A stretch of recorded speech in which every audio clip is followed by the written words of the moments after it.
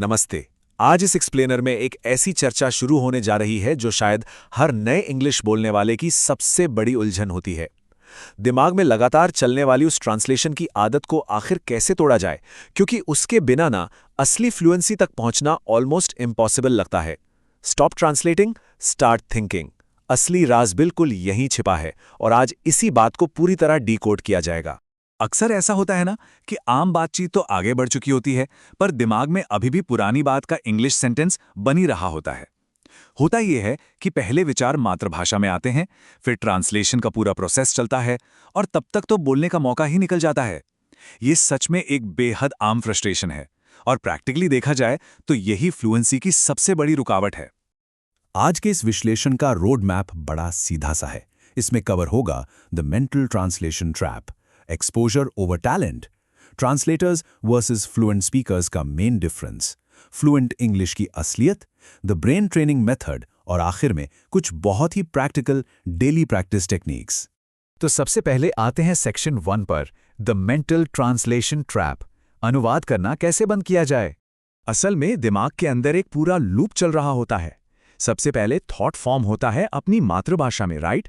फिर दिमाग उसको धीरे धीरे इंग्लिश में ट्रांसलेट करता है।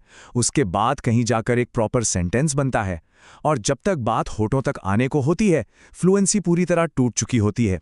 ये इंटरनल मेंटल प्रोसेस सच में इतना बोझिला है कि बड़े बड़े ब्राइट और होशियार लोग भी अटक जाते हैं और कॉन्फिडेंस एकदम डगमगा जाता है। अब बढ़ते हैं आगे सेक्शन 2 की तरफ, एक्सपोजर ओवर टैलेंट।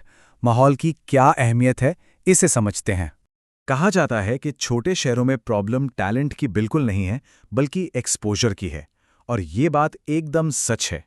बचपन से आसपास मोस्टली रीजनल लैंग्वेज ही बोली जाती है, तो डेफिनेटली वहाँ एनवायरनमेंट की कमी होती है, इंटेलिजेंस की नहीं। जब आसपास इंग्लिश बोलने वाले लोग ही ना हो, तो दिमाग का ट्रांसलेशन मोड पर चला जाना एक बहुत ही नेचुरल रिएक्शन है।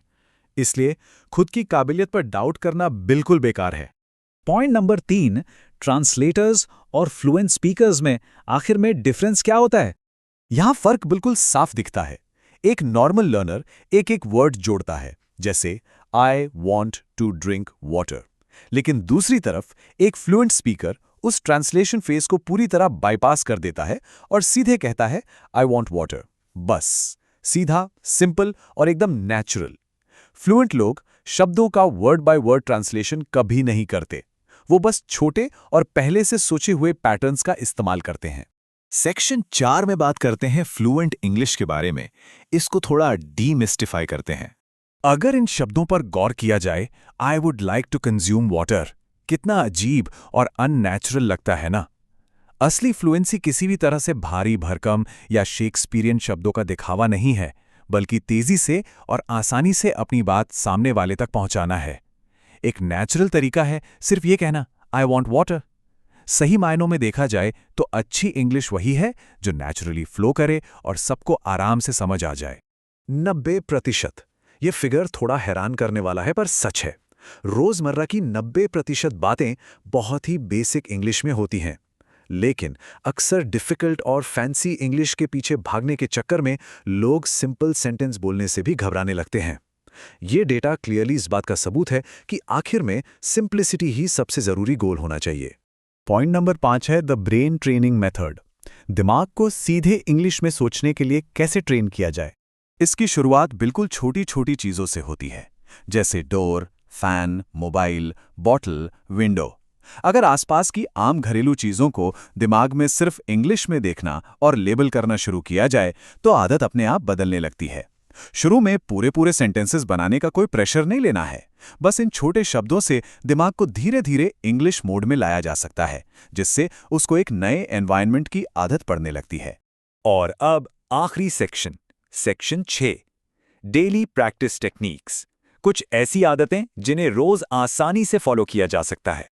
एक गोल्डन फॉर्मूला जो हमेशा याद रखना चाहिए, वो है थिंक स्मॉल, स्पीक फास्ट। यानी छोटे सेंटेंसेस सोचना और उन्हें तेजी से बोलना। लंबे सेंटेंसेस हमेशा दिमाग में प्रोसेस होने में ज्यादा वक्त लेते हैं और कॉन्वर्सेशन में रुकावट बनते हैं।